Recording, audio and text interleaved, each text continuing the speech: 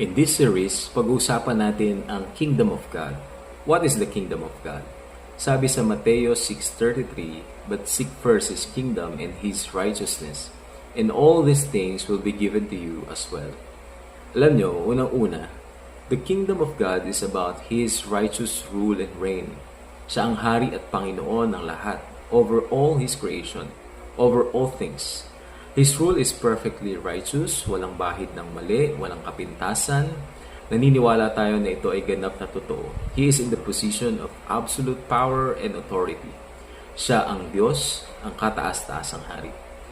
At dahil siya ang hari, hindi tayo ang masusunod, kundi siya. The kingdom of God is not just about a place, it's about His reign in our hearts and lives. When He rules, there's peace, justice, and righteousness. Kaya ang tanong ko sa iyo, sino ang tunay na naghahari sa buhay mo ngayon?